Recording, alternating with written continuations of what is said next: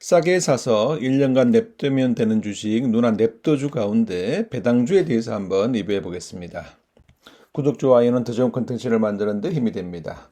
올 초 초보 투자자 누나랑 얘기하다가 싸게 사서 1년에서 2년 냅두면 되는 투자를 하고 싶다 해서 누나에게 얘기하는 누나 냅둬주 투자입니다. 그동안 8개의 투자를 얘기했습니다. 1호는 롯데케미칼, 2호는 아시아시멘트, 3호는 현대차 우선주, 4호는 에스텍, 5호는 한솔재지, 6호는 신대양재지, 7호는 국도화학, 8호는 오뚜기이고요. 이 1호부터 8호까지 관련된 부분은 이 영상 아래에 있는 고정 댓글에 링크를 참조하시면 될 것 같습니다. 오늘은 배당주에 대해서 얘기해 보겠습니다. 누나 냅둬주 배당주 두 개를 리뷰해 보겠습니다. 현대차 우선주와 에스텍입니다. 배당 기일 관련해서 좀 관심을 갖고 봐야 됩니다.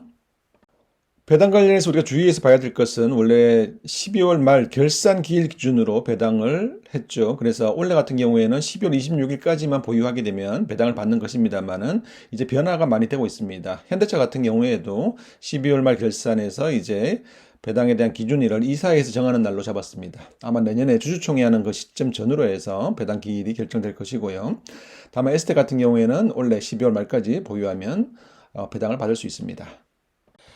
일단 현대차 우선주 같은 경우에는 10월 초에 제가 얘기를 했고 현재 주가는 이런 모습입니다. 에스텍 역시 10월 중순에 얘기했고요. 주가는 이렇게 상승한 모습을 보이고 있습니다. 현대차를 잠시 보면 원래 예상되는 실적은 영업이익은 14조 이상, 순이익은 한 12조 이상도 나올 수 있을 것 같은데 어쨌든 최소한 11조 이상이 예상되고 있습니다. 현재 시가총액은 한 42조 정도 되고요. 따라서 추정 PER은 4배 이하가 됩니다. 최근의 실적은 여전히 양호한 모습을 보이고 있죠.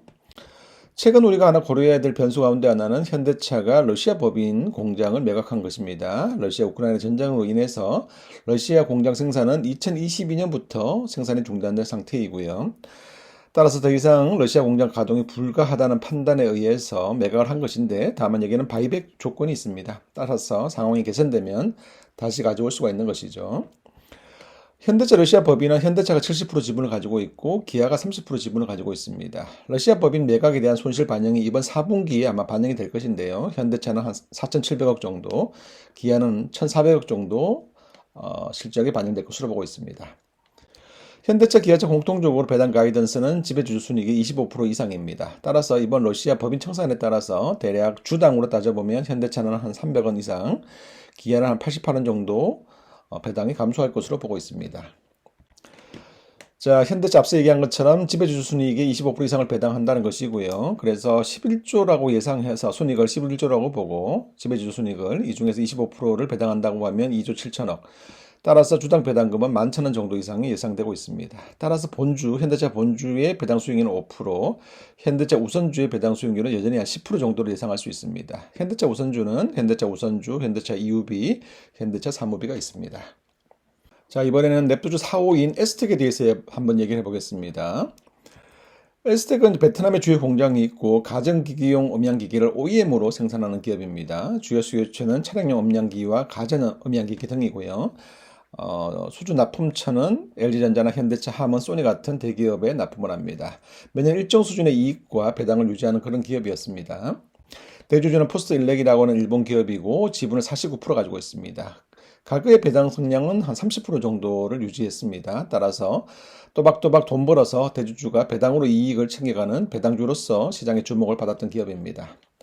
그런데 이 기업이 21년 코로나로 인해서 큰 타격을 받게 됩니다. 베트남에서 제품을 생산해서 컨테이너 선을 통해서 수출을 하는데 코로나 시기 물류 대란으로 컨테이너 운임 지수가 큰 폭 상승을 하면서 비용이 증가했고요. 자, 엎친 데 덮친 격으로 코로나 유행으로 베트남 공장이 2021년도에 폐쇄가 됩니다. 이렇게 되니까 공장 가동은 중지되고 물류 대란까지 겹치게 되고 그런데 OEM으로 받은 제품은 납품해야 되니까 이때 이제 상대적으로 비싼 항공화물을 통해서 납품을 진행하면서 적자폭이 훨씬 더 커지게 되는 것이었습니다. 자, 그러던 에스텍이 2022년 하반기부터 점진적으로 매출과 이익이 정상화되고 있습니다. 따라서 이제 관심은 영업 정상화에 따라서 가구 수준의 배당 성량과 시가 배당률을 줄 수 있느냐에 대한 얘기인데 흑자로 전환한 2022년도에는 배당이 한 300원까지 올라왔습니다. 배당 성량이 26.5%까지 올라왔고요. 코로나 이전으로 보면 2019년 같은 경우에 배당금은 600원이었고 배당 성량은 29%였고요. 당시 실적이 매출이 3,300억에 영업이익이 175억, 순이익이 2억이었습니다. 자, 그럼 23년 배당 얼마 될 것이냐? 원래 예상되는 실적은 추정입니다만 매출 한 4천억, 영업이익은 한 280억, 순익도 한 250억 정도 예상하고 있습니다. 그러면 2019년에 한 600원 정도의 배당 정도만 반영하더라도 시가 배당률은 한 6% 정도 가능하다고 볼 수 있는 겁니다. 지금까지 현대차 우선주와 S닥에 대해서 리마인드 해보았습니다. 어쨌든 중요한 것은 3에서 6개월 호흡으로 시장을 바라보는 경우와 1, 2년의 호흡으로 시장을 바라보는 것은 너무나 다른 접근과 판단을 가져옵니다. 맞고 틀리다의 문제가 아니라 상황이 다르다 이렇게 말씀을 드리는 겁니다. 자, 따라서 싸게 사서 1년간 묻어두고 1년 뒤에 개봉하는 냅도주 투자 가운데 이 배당주 두 개에 대해서 같이 한번 이 추이를 지켜보도록 하시죠.